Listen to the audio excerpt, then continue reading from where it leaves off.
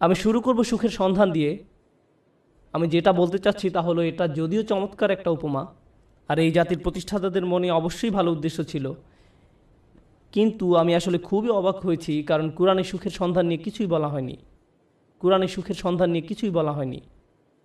খুবই তাজ্জব ব্যাপার। আমি 15 বছর ধরে এটা বুঝতে চেষ্টা করেছি যে কোরআনে কোথায় এই সুখের সন্ধানের কথা বলা হয়েছে। আল্লাহ এই ব্যাপারে কথা বলেননি, কিছুই বলেননি। আর এটা আমাকে ভাবায় যে আধুনিক সভ্যতার জন্য এত গুরুত্বপূর্ণ একটা ব্যাপার, মানুষ সুখী হতে চায়, কিন্তু আল্লাহ এই ব্যাপারে কিছুই বলেননি। কোরআনে এটা বলা নেই কীভাবে সুখের সন্ধান পেতে হবে। আর এটা খুবই আকর্ষণীয় ব্যাপার যে কোরআনের সবচেয়ে বড় যে অনুভূতির কথা বলা হয়েছে তা হলো সন্তুষ্টি। সন্তুষ্ট থাকা, এটাই সব থেকে বড় লক্ষ্য, সুখ নয়। কিন্তু এই দুইটি কিন্তু আলাদা জিনিস। সুখে থাকা আর শান্তিতে থাকা দুটো আলাদা বিষয়। এখন আমি আপনাদেরকে সাইকোলজির ব্যাপারে কিছু বলবো, খুবই আকর্ষণীয় কিছু বিষয়। আর এই তথ্যগুলো আমাদেরকে কোরআনের বাণী বুঝতে আরও বেশি সহায়তা করবে। আর আমার আলোচনার পুরোটাই নিয়ে। আর এই বাণীটি আছে সূরা নাজমের মধ্যে, ওয়া আল্লাইসা লিল ইনসানি ইল্লা মা সাআ, এবং মানুষ তাই পায় যা সে করে। এখন আপনারা আমার সাথে থাকার চেষ্টা করুন। সর্বপ্রথম আর সবচেয়ে ছোট যা মানুষ সন্ধান করে, বিশেষ করে তরুণ প্রজন্ম যা চায়, আমি জানি শ্রোতাদের মধ্যে মনে মনে তরুণ লোক আছেন, কিন্তু আমি এখানে যারা বয়সে তরুণ তাদের বলছি। আমি চাই আপনারা এটা বুঝতে পারুন যে সবচেয়ে তুচ্ছ কিছু যখন জীবনে সন্ধান করা হয়, তখনই আসলে সুখের সন্ধান করা হয়। এটা আসলেই সব থেকে তুচ্ছ। আমি বলছি কেন আমার এই ধারণা। যেমন শনিবারে ঘুম থেকে উঠে বাড়ির কাজ করতে ইচ্ছা করে না, তাই 12টা পর্যন্ত ঘুম দিয়ে ওঠেন আপনি। আপনার তখন কী অনুভূতি হয়? আপনি তখন সুখী। সুখী হওয়া আসলে কষ্টের কিছু না। কোনো ছেলে সারা রাত ভিডিও গেমস খেললো, তার মাথা ব্যথা করে, কিন্তু যেহেতু সে গেম শেষ করতে পেরেছে তাই সে সুখী। কেউ কাজে যাওয়ার আগে ফোন পায় যে আজকে আবহাওয়া খারাপ, তাই কাজে যেতে হবে না, এতেই তার সুখ বোধ করে। সুখ পাওয়া খুবই সহজ, বিশেষ করে ছোট জিনিসের ক্ষেত্রে। অবশ্য সম্পর্কের থেকে সুখী হওয়া এর চেয়ে কঠিন। বাবা মাকে সুখী করা, অথবা বাবা মা যেন আমার উপরে খুশি থাকে, এটা করা কঠিন। আর স্ত্রীকে খুশি করা, এটা নিয়ে কথা না বলাই ভালো। আসুন আমরা এটা নিয়ে কথা না বলি। কিন্তু শুধু নিজের জন্য, যেমন আপনি একটা সিনেমা দেখলেন, আপনি এতেই খুশি। অথবা আপনার বন্ধুর সাথে দেখা হলো, আপনি খুশি। আপনি আপনার পছন্দের রেস্টুরেন্টে খেতে গেলেন, আপনি অনেক খুশি। এটা খুব কঠিন কিছু না। কিন্তু এটা যেমন দ্রুত আসে তেমনি দ্রুত চলে যায় এবং আপনার আবার ভালো না লাগা শুরু হয়। আপনি হতাশ হয়ে যান এবং আবার সুখী হওয়ার চেষ্টা করেন। এটা অনেকটাই মাদকাসক্তির মতো, কারণ এটা আপনার সাথে সর্বদা থাকে না। আর এটাই হলো সবচেয়ে নিম্ন স্তরের সন্ধান। তাই মানুষ যখন বলে আমি শুধু সুখী হতে চাই, আমি আসলে জানি না সে কি বোঝাতে চাচ্ছে। কারণ কোনো মানুষই সবসময় সুখী নয়। আল্লাহ আমাদেরকে অনেক অনুভূতি দিয়েছেন এই জীবন অভিজ্ঞতা অর্জনের জন্য, এবং এর সবগুলোই সুস্থ জীবনের অংশ। সুখ হলো এদের একটি মাত্র। যদি আপনার আকাঙ্ক্ষা শুধু সুখী হওয়া হয়, তাহলে আমাকে বলতেই হচ্ছে যে আপনি হতাশ হবেন। সুখ কখনোই ঘটবে না, আপনি কখনোই চিরসুখী হতে পারবেন না। এটা আসলে এভাবে কাজ করে না। আমি বলছি না যে আপনাকে হতাশ হতে হবে। আমি যা বলতে চাচ্ছি তা হলো সংগ্রামও জীবনের একটি অংশ। যখন আপনি বার্ষিক পরীক্ষার জন্য প্রস্তুত হচ্ছেন, আপনি কিন্তু সুখী নন। বা 3 ঘন্টার পরীক্ষার মাঝে আপনি সুখী নন। যারা ব্যায়াম করেন তারা তাতে সুখ পান না। হ্যাঁ, ফলাফল দেখে তারা অবশ্যই সুখী হন, কিন্তু ঘাম ঝরানো পরিশ্রম করার সময় নিশ্চয়ই তারা সুখী নন। নিজের চেহারা দেখলেই বুঝতে পারবেন, ঠিক যেন সিলভেস্টার ট্যালনের মতো। যাই হোক, তাহলে সবচেয়ে নিম্ন স্তরের আকাঙ্ক্ষা কি? সুখ। আসুন এবার পরের ধাপ দেখি। পরের ধাপ মানে এটা অর্জন করতে আরও চেষ্টা করতে হয়। আর আমার বর্ণনায় আমি যতই উপরের ধাপে যাব, সেটা অর্জনের জন্য ততই কষ্ট করতে হবে। তো এর পরের ধাপ হলো কুল দেখানোর আকাঙ্ক্ষা। এটা সুখের আকাঙ্ক্ষা নয়। আকাঙ্ক্ষা হলো কুল হওয়ার। কুল হওয়া মানে হলো কেউ আমাকে নিয়ে ঠাট্টা করবে না, আমি বাকি সবার মতোই হব। কেউ আমাকে নির্দেশ করে বলবে না যে তুমি এমন কাপড় কেন পরছো, এমন কথা কেন বলছো, তোমাকে এমন দেখাচ্ছে কেন, তুমি এভাবে চলো কেন, ওদের সাথে কেন মেশো, এটা কেন কিনছো, ওটা কেন করছো, গাড়ি কেন চালাও। আপনাকে আলাদা করে ভাববে, আপনি এটা চান না। আপনি যে কোনোভাবে সবার সাথে মিশে যেতে চান এবং কারো সমালোচনার বস্তু হতে চান না। আপনি অদৃশ্য হয়ে যেতে চান বাকি সবার মাঝে, যেন আপনাকে বাকি সবার মতো কুল ভাবা হয়। আর এই জন্য পরিশ্রম করতে হয়। উদাহরণ হিসাবে বলা যায়, আপনারা যারা হাই স্কুলে পড়ছেন, আপনি স্কুলে কী পোশাক পরে যাচ্ছেন সেটা আসলেই একটা বড় ব্যাপার। আপনি যখন আলমারি থেকে একটা কাপড় বের করেন বা জুতা হাতে নেন পরার জন্য, তখন আপনার মনে এই প্রশ্ন আসে যে কে আপনার পোশাক নিয়ে মজা করতে পারে। সত্যি আপনার মনে এই ভাবনাটি আসে? অথবা আপনি যখন কাপড় কিনতে দোকানে যান, আপনার বাবা হয়তো আপনাকে টাকা দিয়েছেন কিছু কেনার জন্য, আপনি যাই কিনেন না কেন, অনেক কিছু কেনার পেছনে একমাত্র কারণ হলো যখন আপনি এইসব পরবেন তখন লোকে কি বলবে। এটাই হলো কুল হওয়ার আকাঙ্ক্ষা। বাদ বাকি 10 জনের মাঝে মিশে যেতে হলে আপনাকে পরিশ্রম করতে হবে। এমন কিছু করা খুব সহজ যাতে মানুষ আপনাকে আজব ভাববে, কিন্তু বাকি সবার মতো চলতে গেলে কিছু কাজ করতেই হবে। অনেক তরুণকে এই জন্য নিজের পছন্দ বাদ দিতে হয়, তাদের এমন অভিনয় করতে হয় যা আসলে তারা নয়। আমি কিছু তরুণকে চিনি, ধরুন 14-15 বছর বয়স। একজনের কথা মনে আছে, সে বেসবল টুপি পরতো কারণ এটা তখন ফ্যাশন ছিল, তার প্যান্ট ঝুলে থাকতো। সে আমার কাছে এসে কান্না শুরু করলো। আমি তার কাছে বসলাম, আর সে আমাকে বলল, আমি এমন কাপড় পরতে পছন্দ করি না, আমি এটা ঘৃণা করি। কিন্তু আমি যদি এমন না করি তাহলে বাকিরা আমাকে নিয়ে মজা করে, আমি তাই বাধ্য হয়ে এমন করি। আমি গালি দিতে পছন্দ করি না, কিন্তু প্রায় গালি দেই যখন স্কুলে থাকি, কারণ আমাকে বাকিদের মতো হতে হবে। তাহলে সবচেয়ে তুচ্ছ আকাঙ্ক্ষা হলো সুখের আকাঙ্ক্ষা। এর পরের ধাপ হলো কুল হওয়ার আকাঙ্ক্ষা। এর পরের পর্যায়ে কি? জনপ্রিয় হওয়ার আকাঙ্ক্ষা। আমি সবার মাঝে মিশে যেতে চাই না, আমি সবচেয়ে জনপ্রিয় হতে চাই। আমি এমন হতে চাই যেন সবাই আমার বন্ধু হতে চায়, এমন হতে চাই যেন সবাই লাঞ্চের সময় আমার কথা শোনে। আমি এমন হতে চাই যেন কেউ আমাকে নিয়ে মজা করার আগেই যেন আমি তাদেরকে নিয়ে মজা করতে পারি। আর প্রায় সময় আপনারা দেখবেন যে স্কুলে যেসব বাচ্চারা জনপ্রিয়, তাদের জনপ্রিয়তার কারণ হলো তারা অন্যদেরকে নিয়ে মজা করে, আর সবাই তাদের ভয় পেয়ে তাদের কথা মতো চলে, যেন তারা কেউ পরবর্তী শিকারে পরিণত না হয়। যদিও আমি এখানে অল্প বয়স্কদের কথা বলছি, কিন্তু এমনটা প্রাপ্তবয়স্কদের ক্ষেত্রেও হয়, অবশ্যই হয়। আমাদের আঙ্কেল আন্টিদের ক্ষেত্রেও হয়ে থাকে, কোনো সন্দেহ নেই। জনপ্রিয়তার মানে হলো আমি চাই সবাই আমাকে নিয়ে কথা বলুক, আমি সবার মনোযোগের কেন্দ্রে থাকতে চাই, আমি চাই সবাই আমাকে নিয়ে মন্তব্য করুক। আমি কোনো ছবি পোস্ট করব, টুইট করব, ভিডিও বানাবো, যা কিছুই করি মানুষ যেন আমাকে নিয়ে কথা বলে। যখন আমাকে নিয়ে কথা বলা কমে যাবে তখন আমাকে নতুন কিছু আবার করতে হবে যেন মানুষ আমাকে নিয়ে মেতে থাকে। জনপ্রিয়তার আকাঙ্ক্ষা খুবই আজব একটি জিনিস, কারণ এর কারণে মানুষ নিজেই নিজের অপমান করে। যেমন মিউজিক ইন্ডাস্ট্রিতে যখন এমন হয় কোনো শিল্পীর গান খুব হিট করলো, সবাই সেই গান ডাউনলোড করলো, তারপর যখন তার জনপ্রিয়তা কমে গেল তখন তাকে নিজেকে অপমানিত করতে হবে, নোংরা ভিডিও বানাতে হবে বা কোনো কাহিনী তৈরি করা যেন পত্রিকাগুলো তাকে নিয়ে মেতে থাকে। অন্তত সেখানে জনপ্রিয়তা থাকবে, কারণ তারা নিজের গুণের কারণে আর জনপ্রিয়তা পাচ্ছে না, তাদের পরের গানগুলো বা ভিডিওগুলো আগের মতো বিক্রি হচ্ছে না। এটাই হলো জনপ্রিয়তার আকাঙ্ক্ষা।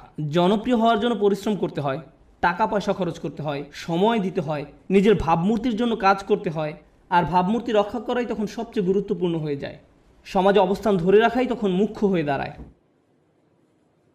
এটা হলো পরের পর্যায়, কিন্তু এর উপরে আরও ধাপ আছে। এরপর এর উপরে রয়েছে আর এক ধরনের প্রচেষ্টা, সেটা হলো সম্মানের পেছনে ছুটে চলা।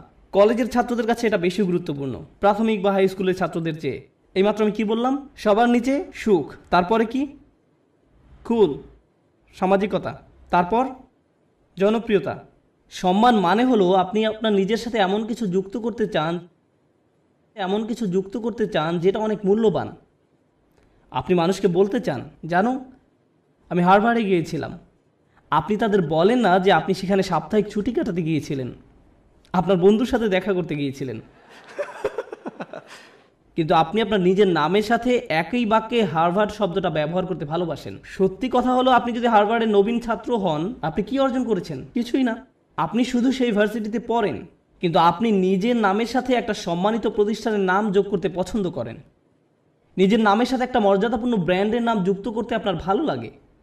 আপনার নির্দিষ্ট ব্র্যান্ডের পোশাক পরতে ভালো লাগে, এবং যদি ব্র্যান্ডের লেবেল দেখা না যায় আপনি অন্য মানুষের সাথে এমনভাবে কথা বলেন যেন তারা বাধ্য হয়ে প্রশ্ন করে আপনি এটা কোথা থেকে কিনেছেন। আপনি যেন বলতে পারেন যে এটা আরমানি ব্র্যান্ড বা এটা কিছু একটা, কারণ আপনি চান নিজের নামের সাথে সেই ব্র্যান্ডের নাম যুক্ত করতে। নতুন কোনো ব্র্যান্ডের গাড়ি বাজারে আসলে কোন গাড়ি আপনি চালাচ্ছেন, কোন ধরনের পোশাক আপনি পরছেন, কোন ধরনের মানুষের সাথে আপনি মিশছেন, সেলফি এজন্য তোলে না যেন আপনি তাদের মনে রাখতে পারেন, আপনি এজন্য সেলফি তোলেন যেন ছবিটা পোস্ট করতে পারেন, যেন অন্য মানুষ আপনাকে বেশি গুরুত্বপূর্ণ ভাবে, কারণ আপনি সেই বিশেষ ব্যক্তির পাশে দাঁড়িয়ে আছেন। এটা সম্মানের একটা ব্যাপার হয়ে দাঁড়ায়। ছবি তোলা যদি শুধু আপনার জন্য হয় দারুণ ব্যাপার, কিন্তু এটা আসলে অন্য মানুষদের জানানো যে আপনি কতটা অসাম, অন্যদের সাথে মিলে কোনো কিছু অর্জন করতে পারার জন্য নয়। কিন্তু মুসলিম সমাজে অন্য এক ধরনের মর্যাদা আমাদের বাবা মারা অনেক সময় পান, আর তা হলো তারা তাদের সন্তানকে হাফেজ বানাতে চান। ও এবং ডাক্তার। আর যদি হয় হাফেজ, ডাক্তার, তাহলে তো কথাই নেই। তারা দিন ও দুনিয়া দুটোই পেয়ে গেছে। রব্বানা আতিনা ফিদ দুনিয়া হাসানা ওয়া ফিল আখিরাতি হাসানা, কাজ এখানেই হয়ে গেছে। কিন্তু তারা মানুষকে বলতে পছন্দ করে যে জানো সে একজন হাফেজ। কিন্তু দুর্ভাগ্যবশত এর জন্য আপনি আপনার সন্তানকে কোরআনে হাফেজ বানাননি। কিন্তু এমনটাই ঘটে থাকে। আমরা এখন কোন পর্যায়ে আছি? সম্মান। এটা অনেক বড় ব্যাপার হবে যখন আপনি আপনার প্রথম চাকরিটা পাবেন, হয়তো মাইক্রোসফট বা অন্য কোথাও, কে জানে। ধরেন আপনি বড় কোথাও চাকরি পেলেন, হয়তো গুগলে। তারা আপনাকে আপনার ব্যাজ দিবে, যেটা আপনি মসজিদেও পরে আসেন। যেন কেউ প্রশ্ন করে যে তুমি কি অনেক বেশি গুগল ব্যবহার করো যে তারা তোমাকে একটা বিশেষ ব্যাজ দিয়েছে? আর আপনি তখন বলার সুযোগ পান, না না আমার সেখানে চাকরি হয়েছে। আপনি মানুষকে জানাতে চান যে আপনি কি অর্জন করেছেন। তাফাখুরুম বাইনাকুম, কুরআনে এটাকে এভাবেই বলা হয়েছে। অন্যদের দেখানোর ইচ্ছা যে আপনার কি মর্যাদা আছে। যাই হোক, আমি আবার একদম নিচ থেকে শুরু করতে চাই। প্রথমে কি ছিল? সুখ। দ্বিতীয়, সামাজিকতা। কুল। তৃতীয়, জনপ্রিয়তা। চতুর্থ, সম্মান। তার উপরে টাকার পিছনে ছুটে চলা। কিছু মানুষ আছে যারা সুখকে পাত্তা দেয় না, তারা সামাজিকতার কথা ভাবে না, তারা জনপ্রিয়তা চায় না, এমনকি সম্মানও নয়। একটা জিনিসকেই তারা গুরুত্ব দেয়, আর সেটা হলো টাকা। তারা জানে কিভাবে অনেক টাকা উপার্জন করতে হয়। এই মানুষগুলো ময়লা জামা, পুরনো ছেঁড়া জিন্স পরে থাকে, 88 মাজদা মিয়াটা গাড়ি চালায়, কিন্তু এই সব নিয়ে তাদের কোনো ভ্রুক্ষেপ নেই। কারণ তারা মাসে $10 মিলিয়ন উপার্জন করে। আমার এমন মানুষের সাথে দেখা হয়েছে যারা বছরে শত শত মিলিয়ন ডলার উপার্জন করে, এবং আপনি বুঝবেনই না সেটা। কারণ তার চুল উস্কো খুস্কো, তার মধ্যে এক অন্যরকম ভাব আছে যে সে ব্যস্ত, বা ব্যস্ততার জন্য নাও হতে পারে, কারণ সে এগুলো পাত্তাই দেয় না। সে শুধু জানে কিভাবে ব্যবসা করতে হয়। ব্যবসায় সে একটা বিস্ময়, আর সেটা নিয়েই সে শুধু চিন্তা করে। সে খালি এটাই চিন্তা করে যে বিক্রয় কিভাবে বাড়ানো যায়, কিভাবে ব্যবসার আরও সম্প্রসারণ হবে, কিভাবে আমি নতুন ওয়্যার হাউস খুলবো। সুবহানাল্লাহ, তারা অবিশ্বাস্য ধরনের মানুষ। যাই হোক, ময়ের উপরে উঠলে কি আরও কঠোর পরিশ্রম করতে হয়। সুখী হতে কোনো পরিশ্রম করতে হয় না, সবার মতো হতে কিছু পরিশ্রম করতে হয়, জনপ্রিয় হতে আরও কিছু কাজ করতে হয়, সম্মান বা সম্মানিত কিছুর সাথে জড়িত হওয়ার জন্য আরও শ্রম দিতে হয়, অনেক টাকা কামাতে হলে অনেক শ্রম দিতে হয়। এক অবিশ্বাস্য রকমের কর্মস্পৃহা লাগে, তারা কোনো বিরতি নেয় না। এর উপরেও উঁচু স্তর আছে।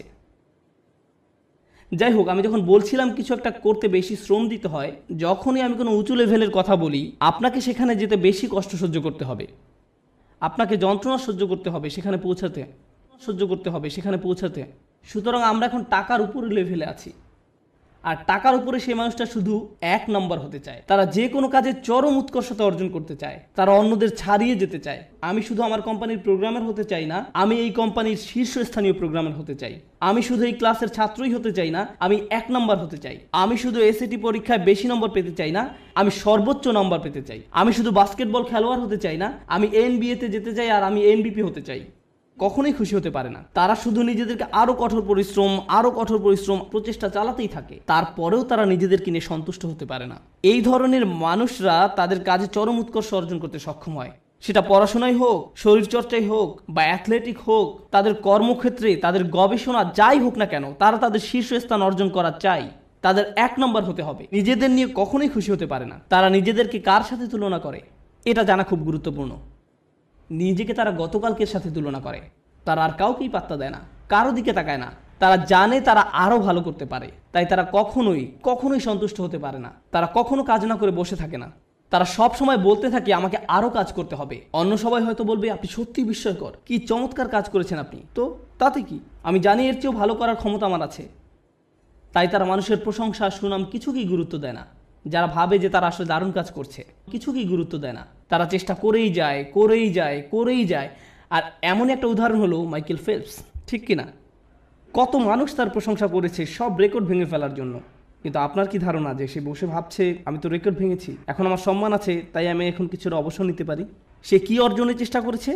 উৎকর্ষতা। তাই সে কখনোই সন্তুষ্ট হতে পারবে না। সে চেষ্টা করতেই থাকবে, মেশিনের মতো সামনে যেতেই থাকবে আরও দ্রুত গতিতে। এমন মানুষ দুনিয়াতে খুব কমই আছে, খুবই কম। অনেকেই এখানে বসে আছেন যারা স্কুলে পাশ করার গ্রেড পেলেই খুশি। তখনই তারা সুখের খোঁজে প্লে স্টেশন নিয়ে খেলতে বসে যায়। আবার এমনও মানুষ আছে যারা 99 পেলেও নিজের উপর অসন্তুষ্ট হয়, কিভাবে আমি এই ভুলটা করলাম। এমনটা সাধারণত ছেলেরা করে না, মেয়েরা করে। উৎকর্ষতা অর্জনের ব্যাপারে কথা বলতে বলতে আরও একটা কথা বলতে চাই, যে আমি জীবিকা অর্জনের জন্য কি করি।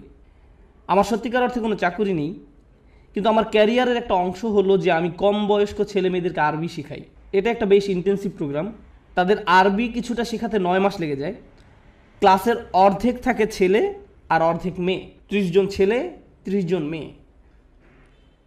মেয়েরা গত 5 বছর ধরেই পরীক্ষায় ছেলেদের চেয়ে অনেক ভালো নাম্বার পেয়েছে, খুবই ভালো করেছে তারা। কিন্তু ছেলেরা ক্রমাগতভাবেই খুশি। মেয়েরা সবসময় মন খারাপ করে থাকে, আমাকে বলে, উস্তাদ আমি জানি আমি 100 পেয়েছি, কিন্তু আমি নিশ্চিত নই যে আমি ঠিকমতো বুঝতে পেরেছি কিনা। এদিকে এক ছেলে 25 নম্বর পেয়েছে আর সে বলছে, ওকে ওকে আমি বুঝতে পেরেছি। আমি পুরোপুরি ভিন্ন প্রজাতির মানুষদের সাথে কাজ করছি একই ক্লাসরুমের মধ্যে, তাদের পুরোপুরি ভিন্ন মন মানসিকতা। তাই আমার ছেলেদের বলতে হয় যে মন দাও, অপদার্থ কোথাকার, তুমি বোঝোনি, কিছু কাজ করো। আর এদিকে মেয়েদেরকে আমার বলতে হয়, শান্ত হও, তুমি ঠিকই বুঝতে পেরেছো। আমি তো ছেলেদেরকে বলতে পারি না হালকাভাবে নিতে, কারণ এর চেয়ে বেশি হালকাভাবে নেওয়া যায় না, এটা সম্ভব নয়। সুতরাং আমরা কোথায় পৌঁছেছি, কি নিয়ে কথা বলছিলাম? ও ঠিক আছে, আমাকে একটু সাহায্য করুন। একদম নিচ থেকে আবার শুরু করতে চাই। সুখ, সামাজিকতা, জনপ্রিয়তা, সম্মান, টাকা, উৎকর্ষ। উৎকর্ষের উপর কি থাকতে পারে? উৎকর্ষের উপরও একটা কিছু আছে, আর সেটা হলো প্রভাব। আমি কি পেলাম সেটা গুরুত্বপূর্ণ নয়। আমি গুরুত্ব দেই না যদি আমি অন্যদের চেয়ে বেশি টাকা উপার্জন করি। আমি পাত্তা দেই না যদিও আমি 1 নম্বর। আমার কাছে সেটা গুরুত্বপূর্ণ নয়। আমি অন্যদের জন্য কিছু করতে চাই, আমি একটা উত্তরাধিকার রেখে যেতে চাই। যখন আমি চলে যাব দুনিয়ার বুকে আমি আমার চিহ্ন রেখে যেতে চাই, যে আমি কিছু একটা করেছি যেটা এই জায়গাটাকে অন্যদের জন্য আরও ভালো জায়গায় পরিণত করেছে। আমি প্রভাব বিস্তারকারী ব্যক্তি হতে চাই অন্য জিনিসের উপরে এবং অন্য মানুষের উপরে, আমার চারপাশের পরিবেশের উপরে। আমরা এখন অমুসলিমদের কথা বলছি, আমরা এখনো বিশ্বাসীদের কথা বলছি না। আমরা জানি এমন মানুষ আছে যারা MBA শেষ করেছে সবচেয়ে ভালো ভার্সিটি থেকে, যারা হয়তো লাখ টাকা স্যালারি পেতে পারতো ভার্সিটি থেকে বের হয়ে, তারা সেই বেতন ত্যাগ করে এমন প্রতিষ্ঠানে যোগ দিচ্ছে যারা সামাজিক দায়বদ্ধতার জন্য কাজ করে। তারা অনেক কম বেতন নিচ্ছে কারণ তারা টাকায় বিশ্বাস করে না, তারা অনেক বেশি প্রভাবের উপর বিশ্বাস করে। তাই তারা বরঞ্চ এমন প্রতিষ্ঠানের সাথে কাজ করছে যারা শিক্ষা পদ্ধতিকে পুনর্গঠন করতে সাহায্য করছে। বা কোনো ডাক্তার যে হয়তো অনেক টাকা উপার্জন করতে পারত, যে রেসিডেন্সি শেষ করে কাজে যোগদান করতে প্রস্তুত, সেই সময় সিদ্ধান্ত নিল যে সে 3 বছর ডক্টরস উইদাউট বর্ডার্স NGO-তে কাটাবে। আপনি এমনটা শুনেছেন কখনো? আপনার জীবনের ঝুঁকি থাকে এদের সাথে কাজ করতে। যুদ্ধ বিধ্বস্ত অঞ্চলেরা মানবিক কাজ করে। কিন্তু কেন এই ছেলেটা যাচ্ছে, কেন এই মেয়েটা যাচ্ছে? কারণ পয়সা আসা শুরু করলে আমি কোন ধরনের গাড়ি কিনবো সেটা নিয়ে দুশ্চিন্তা না করে সে বেশি চিন্তিত পৃথিবীতে সে কি প্রভাব রেখে যেতে পারবে সেটা নিয়ে। তারা সাহায্য করতে চায়, তারা ভালো কিছু করতে চায়। আর এই ধরনের নিঃস্বার্থপরতা খুব কম মানুষেরই থাকে। এই মইয়ের যত উপরে আমরা যাই ততই কম মানুষ আপনি পাবেন। আর তারা বিস্ময়কর মানুষ। তারাই হচ্ছেন সেই মানুষ যারা দুনিয়ায় পরিবর্তন এনেছে। চিন্তা করুন, নেলসন ম্যান্ডেলা বা তার মতো কেউ, এমন মানুষ যাদের জেলে যেতে হয়েছে কারণ তারা কোনো কিছুতে বিশ্বাস করতেন, কারণ তারা প্রভাবে বিশ্বাস করতেন, তারা নিজের চেয়েও বেশি কিছু করতে চান, তারা বৃহৎ স্বার্থে নিজেদের বলি দিয়েছেন, তারা নিজেদের কথা চিন্তাই করেননি, তারা কোনো এক উদ্দেশ্যের দাস। আর তাই এই মানুষগুলো হলো সেই মানুষ যারা প্রভাবের জন্য কাজ করে। তারা উৎকর্ষ সাধনকারীদের চেয়েও অনেক উপরে। উৎকর্ষ এই মানুষগুলোর জন্য স্বয়ংক্রিয়ভাবেই চলে আসে। উৎকর্ষ সাধন করা তাদের লক্ষ্য নয়, এটা উপজাত হিসেবেই আসে। কেন জানেন? কারণ যদি আপনি সেরকম প্রভাব রাখতে চান, আপনাকে অনবরত চেষ্টা করেই যেতে হবে। আপনি হয়তো ভাবতে পারেন যে প্রভাব সৃষ্টি এটাই হয়তো সর্বোচ্চ শিখর, কিন্তু না, এর থেকেও বড় কিছু আছে। এর উপরে আছে চূড়ান্ত সত্য। কেউ কেউ ন্যায়ের খোঁজ করে, কেউ কেউ সত্যের খোঁজ করে, কেউ কেউ আদর্শের খোঁজ করে। যারা ন্যায় বিশ্বাস করে, আর ন্যায় এমন একটা জিনিস সেটা আপনি পরিপূর্ণভাবে দুনিয়াতে দেখবেন না, দেখবেন, কিন্তু তারা এর পরোয়া করে না, তারা এটার জন্যই কাজ করেন। ও আরেকটি ব্যাপার, যখন আপনি এমন কিছু করতে চান যেটার দুনিয়াতে কোনো নজির নেই, তখন সেটা করাটাই সবচেয়ে কঠিন কাজ। তখন যদি আপনি সামান্য একটু পরিবর্তন দেখেন, তাতেও আপনি উদ্দীপ্ত হয়ে যান, আপনি অনুপ্রাণিত হন এবং এটি আপনাকে আরও সামনের দিকে এগিয়ে নিয়ে যায়। কিন্তু আপনি যখন এমন একটা আদর্শের জন্য কাজ করবেন, ন্যায়ের জন্য, আপনি হয়তো ন্যায় কখনোই দেখবেন না, কখনোই দেখবেন না। এই লোকেরা কেমন করে নিজেদেরকে অনুপ্রেরণা দিবে যখন তারা এমন কিছুর জন্য কাজ করে যেটা দেখা যাচ্ছে না? এরাই হচ্ছে সবচেয়ে অসাধারণ, সবচেয়ে সহনশীল ব্যক্তি। একবার তারা একটা আদর্শের পিছনে পড়লো, সবাই তাকে পাগল ভাবলো, কিন্তু তার কিছু এসে যায় না, তারা এগিয়েই চলেন। তাই এখন আমি শুরু করতে চাচ্ছি একদম সর্বোচ্চটা দিয়ে, যেটা হলো সত্যের খোঁজ।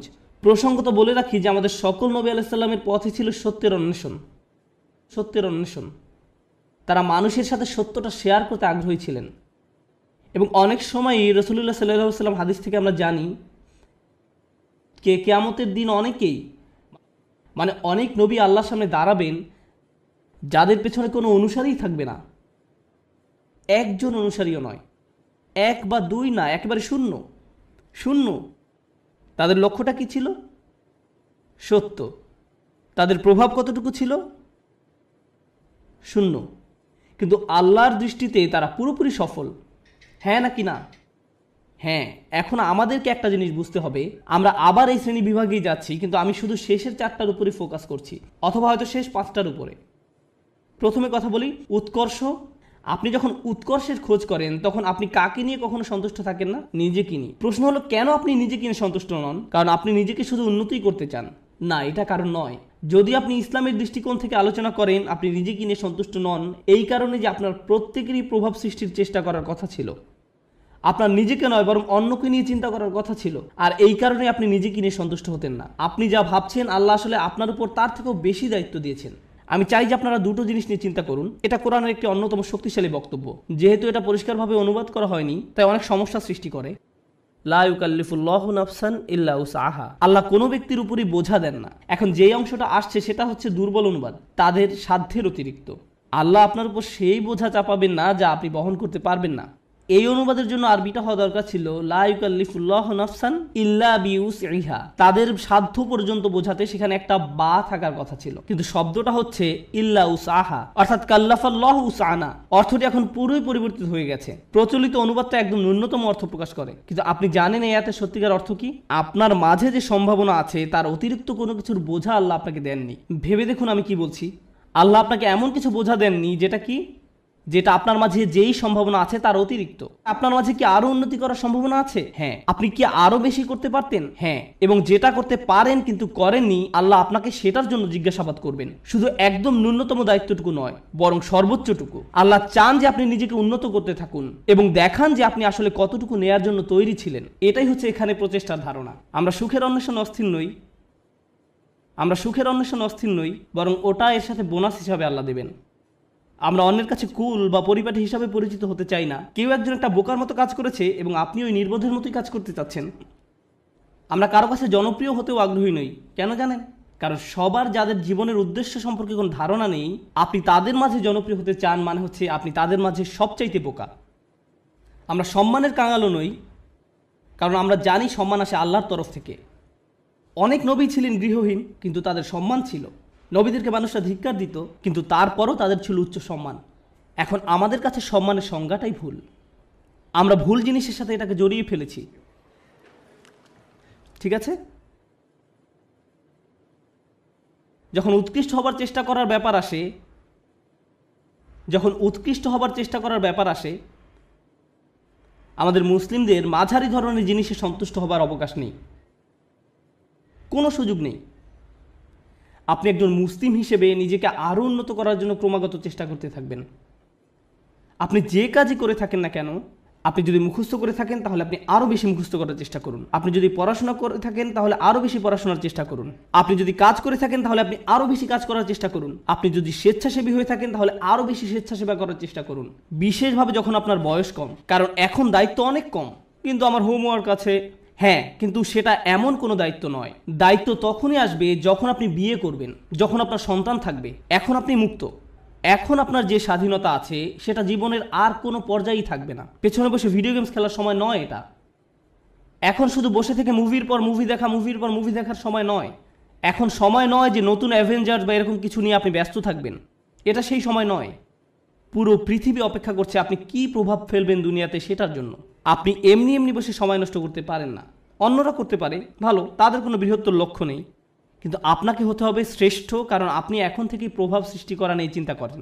দর্শকদের মাঝে বসে থাকা প্রত্যেক তরুণ ছেলে এবং মেয়ের চিন্তা করা উচিত, আল্লাহ আমাকে কি দিয়েছেন, আমাকে আল্লাহ কোন গুণটি দিয়েছেন, এবং এই গুণটি দিয়ে আমি দুনিয়াতে কি পরিবর্তন আনতে পারি, এই গুণ দিয়ে আমি কি করব। আর আপনি যখন এটা নিয়ে চিন্তা করবেন, তখন আপনি সত্যিকারভাবে বুঝতে পারবেন আপনি কিসের জন্য কাজ করছেন। আপনি কাজ করছেন আল্লাহর সাথে দেখা হবার স্বপ্ন নিয়ে, এবং সেটাই হচ্ছে আমাদের আসল সত্য। আপনি আল্লাহকে এটা দেখাতে চান যে আপনি আপনার সামর্থ্যের মধ্যে যা আছে তার সবটুকু করেছেন। সবচেয়ে ভালো ঘুমের অভ্যাস আপনার থাকা উচিত, সবচেয়ে ভালো খাবার, সবচেয়ে ভালো ব্যায়াম করার অভ্যাস আপনার থাকা উচিত, আপনার হওয়া উচিত সবচেয়ে ভালো ইবাদতকারী, আপনার হওয়া উচিত সবচেয়ে পড়াশোনায় উন্নত। আপনার জীবনে আপনি যা যা করে থাকেন প্রত্যেকটি কাজে আপনার উৎকর্ষ অর্জনের চেষ্টায় রত হতে হবে। আপনার বাজে জাঙ্ক খাবার খাওয়ার অভ্যাস ত্যাগ করা উচিত। আপনি এমন কেউ হবেন না যারা অযথা ঘুরে ফিরে আড্ডা দিয়ে সময় নষ্ট করে। আপনি অবশ্যই অবসর কাটাবেন, কিন্তু এমনকি যখন আপনি খেলবেন তখনও সবচেয়ে ভালো খেলুন। স্কুলের বা কলেজের অন্য ছেলেরা যখন তাকে দেখবে তারা বলবে আমি এর মতো হতে চাই, তার সব কিছু অসাধারণ, তার সব কিছু অসাধারণ, তার সব কিছুতেই সে চ্যাম্পিয়ন।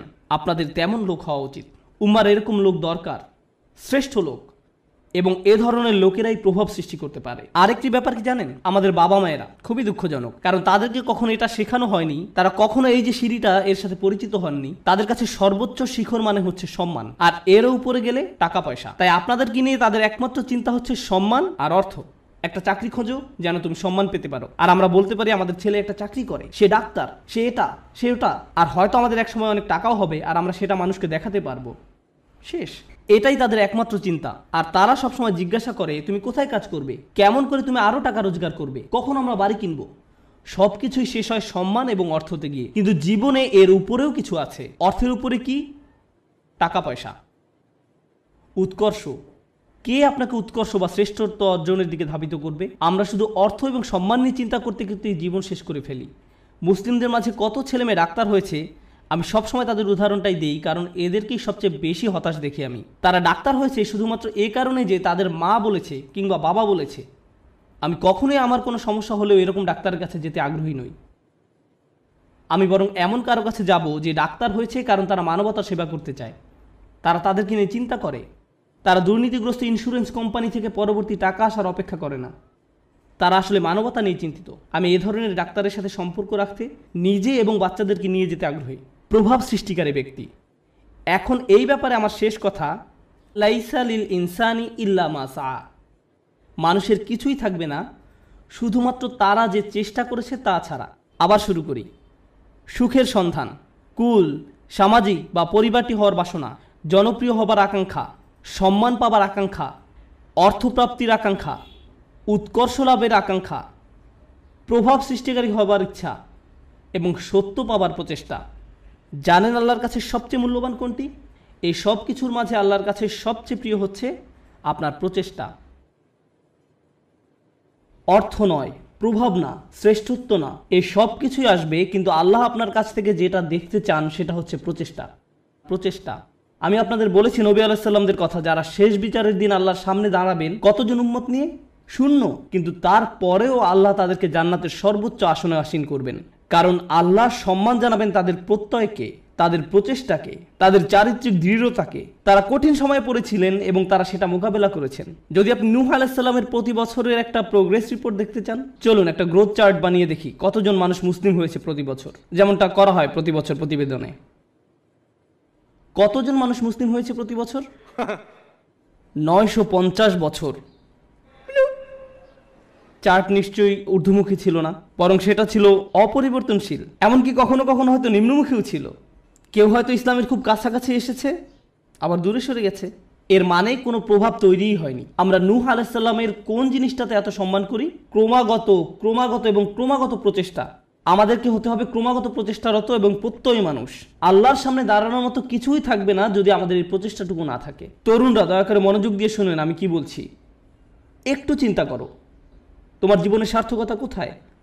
যদি তোমার জীবন মানে হয় শুধু একটা ভিডিও গেম থেকে অন্য ভিডিও গেম, যদি তোমার জীবন মানে হয় শুধু টিভি শোয়ের একটা পর্ব থেকে অন্য পর্ব, তুমি কিসের জন্য চেষ্টা করছো? এতে কি আসে যায় যদি তুমি একটা ভিডিও গেমে ট্রফি জিতো অথবা 100% সিনক্রোনাইজেশন পাও? এতে কি আসে যায়? কি এমন হবে এতে? পৃথিবীর জন্য তা কোনো পরিবর্তনই আনবে না। তুমি কতগুলো পুশ আপ করতে পারো এটা কেউ গুরুত্ব দেয় না। তোমাকে এর চেয়ে বেশি কিছু চিন্তা করতে হবে, এর চেয়ে বড় উচ্চ মর্যাদাশীল কিছু চিন্তা করতে হবে। এবং যখন তুমি সেটা করা শুরু করবে, আল্লাহ তোমাকে সুখ দিবেন। যখন তুমি সত্যিকার অর্থেই চেষ্টা করবে, জীবনটা তখন অর্থবহ হবে। আর জীবনটা যখন অর্থবহ হবে, সুখ এবং আনন্দ এনে দেবে। যখন তোমার জীবনে কোনো প্রচেষ্টা থাকবে না, তখন জীবনের কোনো অর্থ তুমি খুঁজে পাবে না। তুমি তখন কোনো কিছুতেই কোনো সুখ বা আনন্দ খুঁজে পাবে না। তুমি যতই গান শোনো, তুমি যতই ঘুরতে বেড়াতে যাও, যতই পার্টি করো, তোমার জীবনে কখনোই সুখের দেখা পাবে না। তোমার সব সময় বিরক্ত লাগবে, নিজের কাছে নিজেকে ভালো লাগবে না। গুরুত্বপূর্ণ হচ্ছে প্রত্যয়, যেটা তোমাকে উপলব্ধি করতে হবে। তোমাদের তরুণ প্রজন্মকে হতে হবে অসম্ভব, অসম্ভব এবং অসম্ভব প্রত্যয়ী। আল্লাহ বলছেন ওয়ান্না সায়াহু সাউফা ইউরা। আমার খুবই পছন্দের একটি আয়াত, এবং আমি এই আয়াতটি দিয়েই শেষ করতে চাই। এবং তার প্রচেষ্টা বা প্রত্যয় খুব শীঘ্রই দেখা যাবে। তার চেষ্টা খুব শীঘ্রই কি দেখা যাবে। এ প্রসঙ্গে আমি বলতে চাই, তুমি যখন কাউকে তোমার রিজিউম দেখাও, আমি অমুক স্কুল থেকে গ্র্যাজুয়েট হয়েছি, আমি অমুক অমুক জায়গায় কাজ করেছি, অমুক অমুক প্রজেক্টে কাজ করেছি, তখন তুমি তোমার রিজিউমে লেখো তোমার রেজাল্ট নাকি তোমার প্রচেষ্টা? তুমি তোমার প্রচেষ্টার কথা লিখো না, তুমি লিখো তোমার রেজাল্টের কথা। তুমি লেখো না যে তুমি আসলেই অনেক কঠোর পরিশ্রম করেছো ফাইনাল সেমিস্টারে এবং পরীক্ষাটা দিতে গিয়ে অর্ধমিত হয়ে গিয়েছিলে। এগুলো তুমি তোমার সিভিতে লেখো না। তুমি লেখো তুমি অমুক অমুক প্রজেক্টে কাজ করেছো, কিন্তু এটা লেখো না যে তোমাকে অনেক অনেক কষ্ট করতে হয়েছে, তাই নয় কি? শুধু তাই নয়, কিছু কিছু সময় তুমি অনেক অনেক চেষ্টা করো কিন্তু তুমি পাস করতে পারো না। অথবা এরকম যে তুমি অসম্ভব রকমের চেষ্টা করেছো একটা প্রজেক্টের জন্য, কিন্তু সেটা সফলভাবে শেষ করতে পারোনি। অথবা তুমি তোমার আশানুরূপ গ্রেড পাওনি, যেটা তোমার পাওয়া উচিত ছিল। আমরা মানুষেরা মানুষকে কিসের ভিত্তিতে বিচার করি? আমরা মানুষকে বিচার করি রেজাল্ট দিয়ে। আমার এতে কিছু যায় আসে না যে তুমি কতটা চেষ্টা করেছো, তুমি আমাকে ফলাফল এনে দিতে পারোনি। আমার এতে কিছুই আসে যায় না যে তুমি কতটা চেষ্টা করেছো, তুমি পাস করতে পারোনি, গ্রাজুয়েট হতে পারোনি। বুঝতে পেরেছো ব্যাপারটা? কিন্তু আল্লাহ তোমার বিচার তোমার রেজাল্ট দিয়ে করবেন না। আল্লাহ তোমার বিচার করবেন কিসের ভিত্তিতে? প্রচেষ্টা। আল্লাহ বলছেন এবং তার প্রচেষ্টা, তার অধ্যবসায়গুলো খুব শীঘ্রই দেখা যাবে। এটা একটা অসাধারণ ব্যাপার, কেননা পৃথিবীর বুকে কোনো মানুষই আমার প্রচেষ্টা দেখবে না, কোনো মানুষই আমার প্রচেষ্টা দেখবে না। আমি তোমার প্রচেষ্টা দেখব না, অথবা তুমি আমার প্রচেষ্টা দেখবে না, কিন্তু তিনি হচ্ছেন শুধুমাত্র আল্লাহ, যিনি আমাদের প্রচেষ্টা অধ্যবসায়গুলো দেখবেন। আমরা সবাই দেখি ফলাফল, আমরা হচ্ছি ফলাফল সর্বস্ব মানুষ। আল্লাহ হচ্ছেন বিচারক, যিনি দেখেন প্রচেষ্টা। সুবহানাল্লাহ, কতই না মহান আমাদের প্রভু। কেউ তোমার প্রচেষ্টার মূল্য দিবে না এক আল্লাহ ছাড়া। সুতরাং কখনোই তোমার প্রচেষ্টাকে খাটো করে দেখবে না। মানুষ হয়তো মূল্য দিচ্ছে না তুমি যে কাজগুলো করছো, এবং তুমিও সাথে সাথে ভাবতে শুরু করে দাও যে এগুলোর আসলেই কোনো মূল্য নেই। কিন্তু মনে রেখো, এটা মূল্যবান আল্লাহর কাছে। আল্লাহর কাছে এটা অত্যন্ত মূল্যবান। আজকের আলোচনা ওই অংশটা বিশেষভাবে বোনদের জন্য ছিল, কারণ তারা কঠোর পরিশ্রম করে এবং তাদের মনে হয় এই চেষ্টায় কোনোভাবেই কিছু হবার নয়। ছেলেরা এমন নয়, কারণ ছেলেরা কোনো খাটুনি করে না এবং তারা মনে করে যে আমি অনেক করেছি, আমি কত কঠোর চেষ্টা করেছি। ছেলেরা নিজেদের সাথে মিথ্যাচার বন্ধ করো। তোমাদের নিজেদের এটা বলা বন্ধ করতে হবে যে তুমি যথেষ্ট করেছো। তোমার অলসতা দূর করতে হবে। ভাইরা, শয়তান তোমাদের ধ্বংস করে দিচ্ছে, সে তোমাদের ধ্বংস করছে। তোমরা এত অলস। নিজেদের কাছে যুক্তি দেওয়া বন্ধ করো এবং কাজ করো, বেশি করে কাজ করো, আবেদন করতে থাকো, করতেই থাকো, অন্যদের সাথে এই ব্যাপারে কথা বলতে থাকো, নেটওয়ার্কিং করো। থেমে যেয়ে বলো না যে আমি সব রকম চেষ্টা করেছি তারপর ফল পাইনি। না, তুমি সব রকমের চেষ্টা করোনি। উদ্যম হারিও না। এটা করা তোমাদের শিখতে হবে। তোমরা তোমাদের বোনদের কাছ থেকে শেখো। তারা হলো একটু একটু অপেক্ষা করো, আমি তোমাদের ব্যাপারেও বলবো। কিছুক্ষণ পরেই তোমরা আর খুশি হবে না। তোমাদের সমস্যা কি জানো? সুখের সন্ধানের কথা এখন ভুলে যাও। তোমাদের সমস্যা হলো তোমরা সর্বদা নিজেদের ব্যাপারে অনিশ্চিত। তোমরা সবসময় ভাবছো আমি যথেষ্ট নই বা আমি হিসেবের মধ্যেই নেই। হাততালি থামাও। তোমাদের ব্যাপারগুলো সহজভাবে নিতে হবে। তোমাদেরকে বলছি না, তোমাদের এমনিতেই সব কিছু যথেষ্ট। হালকাভাবে নাও। মাশাআল্লাহ, মাশাআল্লাহ। অপরপক্ষে তোমাদের শান্ত হওয়া দরকার। আমার এমন বন্ধুদের সাথে দেখা হয়েছে যারা ইসলাম নিয়ে পড়াশোনা করছে, তারা কোরআন শিক্ষা করছে, কিন্তু আমার এখনো সব শব্দ শেখা হয় নাই। হ্যাঁ, ঠিক আছে ঠিক আছে আন্টি, শান্ত হন। আপনার সব মুখস্থ হয়নি। আল্লাহ আপনাদের ফলাফলে আগ্রহী নয়। তিনি কিসের প্রতি আগ্রহী? তিনি আগ্রহী আপনার প্রচেষ্টায়। আপনার প্রচেষ্টায় ফলাফল নিয়ে উদ্বিগ্ন হওয়া বন্ধ করুন। আপনি আবার ফল নিয়ে খুব দুশ্চিন্তা করবেন না। আপনি এখনো যা জানেন না, যেটা এখনো অর্জন করতে পারেন নাই, সেটা নিয়ে আপনি বড্ড বেশি ভাবেন। অর্জন নিয়ে চিন্তা করা বন্ধ করুন এবং আন্তরিক, অকৃত্রিম, সর্বোচ্চ যতখানি সম্ভব চেষ্টা করে যায়। আমি বলছি এমনটা করলে আল্লাহর কাছ থেকে ফলাফল আসবেই, কিন্তু সেটা তার সময়সূচি অনুযায়ী আসবে, আপনার নয়। দুইজন মানুষ একদম একই পরিমাণে চেষ্টা করবে, কোনো একজন দেখা যাবে তার চেষ্টার ফলাফল নগদে পেয়ে যাবে এবং কাউকে বছরের পর বছর অপেক্ষা করতে হবে সমানভাবে ফল পাওয়ার জন্য। এটা আল্লাহর হাতে।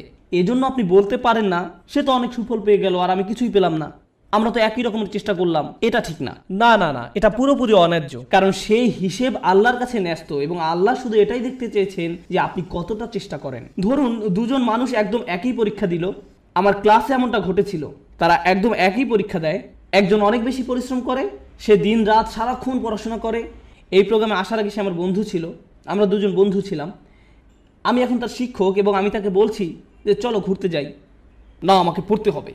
আমি তোমার শিক্ষক? না না, আমাকে পড়তে হবে, পরীক্ষা আছে। আমি তোমার পরীক্ষা সহজ করে নিব, আমি তোমাকে অতিরিক্ত ক্রেডিট দিব।